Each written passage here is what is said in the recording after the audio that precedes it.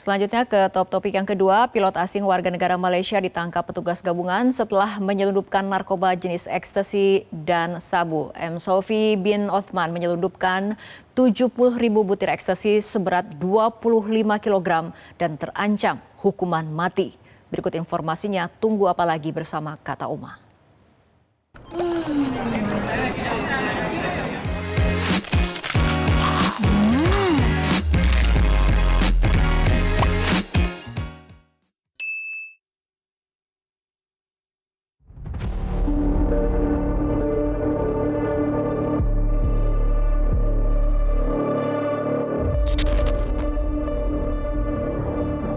Petugas Bea Cukai Soekarno-Hatta mengamankan Mohd Saufi bin Othman, co-pilot penerbangan MH727, setelah menyelundupkan narkotika melalui Terminal 3 Kedatangan Internasional Bandara Soekarno-Hatta. Dari hasil pemeriksaan, petugas mengamankan 70.000 butir ekstasi yang beratnya mencapai 25 kg, serta 4 gram metafetamin atau sabu yang diduga untuk dikonsumsi sendiri. Kepala Kantor Bea Cukai Soekarno-Hatta, Hengki Tomuan, menyatakan kasus ini berhasil diungkap berkat informasi intelijen yang mencurigai co-pilot penerbangan MH727 dari Kuala Lumpur yang mengangkut sekitar 170 penumpang. Pilot dari penerbangan MH727 dari Kuala Lumpur. Pada saat datang, kemudian dari analisa intelijen, kecurigaan terhadap barang yang dibawa oleh pilot yang bersangkutan, inisial MS, warga negara Malaysia, 39 tahun, kemudian dilakukan pemeriksaan. Dan hasilnya cukup mengejutkan, ternyata yang bersangkutan membawa 14 bungkus ekstasi. Nilai ekonomi barang bukti ekstasi tersebut diperkirakan mencapai sekitar 60 miliar rupiah. Tes urin co-pilot warga negara Malaysia ini juga menunjukkan hasil positif mengandung sabu dan kokain saat menerbangkan pesawat. Dari hasil gelar perkara dan pemeriksaan laboratorium forensik Bareskrim Polri, seluruh pil mengandung zat MDMA, sehingga Mohd Saufi bin Othman resmi ditetapkan sebagai tersangka. Tersangka masuk dalam jaringan internasional karena sudah 3 kali menjadi kurir narkoba. Tersangka juga dijerat pasal berlapis dengan ancaman pidana seumur hidup atau hukuman mati. Apakah dia masuk dalam jaringan? Dugaannya iya, dan merupakan jaringan internasional. Apakah dia pengedar? Jelas, dia pengedar.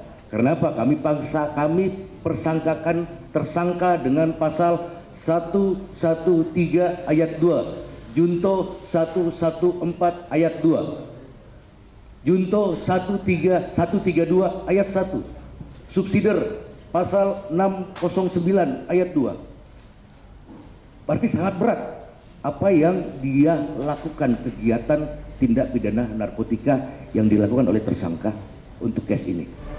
Tersangka mengaku diperintah oleh seseorang yang diduga berdomisili di Malaysia dengan iming-iming upah sebesar Rp50.000 Malaysia atau sekitar 220 juta rupiah.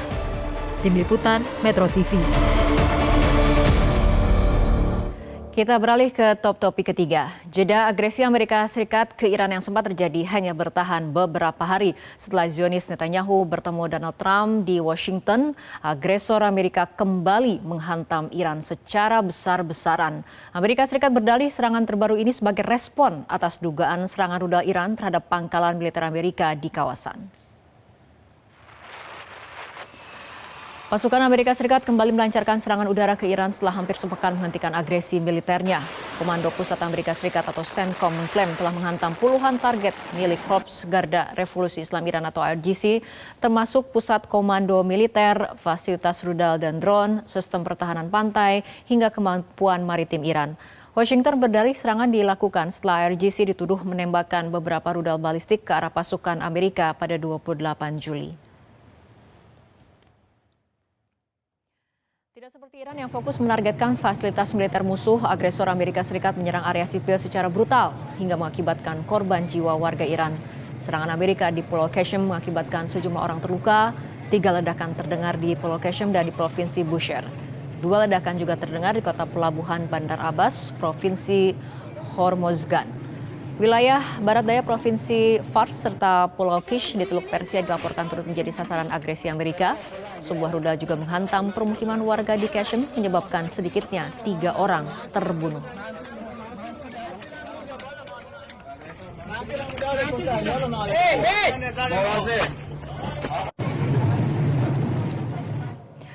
Korps Garda Revolusi Islam Iran atau IRGC meluncurkan serangan balasan ke pangkalan udara Amerika Serikat di Ahmad Al-Jaber dan Ali Al-Salem, Kuwait. Serangan balasan Iran menghancurkan hanggar 2 drone hingga tangki bahan bakar untuk pesawat dan helikopter militer Amerika.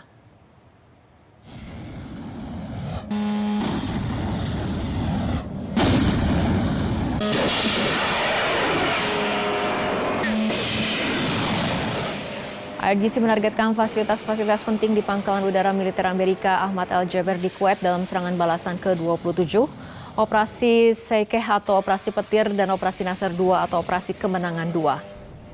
Serangan balasan Iran menargetkan hanggar pesawat, sistem komunikasi satelit, dan fasilitas penyimpanan peralatan militer Amerika di pangkalan Ahmad Al-Jaber. Pangkalan ini merupakan pusat utama operasi udara untuk dukungan logistik pasukan Amerika yang dipergunakan untuk melancarkan agresi brutal ke wilayah kedaulatan Iran.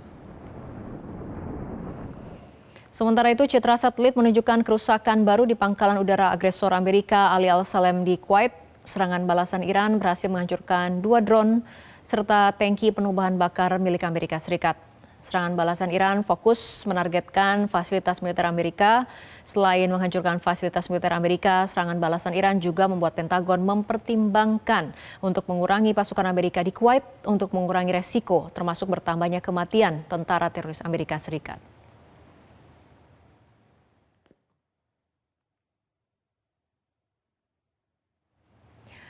PBB memberi peringatan keras terkait dampak kemanusiaan yang semakin memburuk akibat eskalasi konflik di Timur Tengah. Wakil juru bicara Sekretaris Jenderal PBB Farhan Haq menyatakan bahwa konflik semakin mengancam keselamatan warga sipil serta melumpuhkan berbagai infrastruktur publik yang vital. OCHA warns that the humanitarian consequences of the regional escalation are worsening by the day, with civilians increasingly at risk and essential infrastructure disrupted across the region. Since yesterday, civilian casualties have been reported in Iran and Kuwait, while damage or disruption to critical infrastructure has been reported in Iran, Kuwait, Saudi Arabia, and Egypt. Jordan and Egypt remain vital lifelines for humanitarian operations, including medical evacuations and aid deliveries.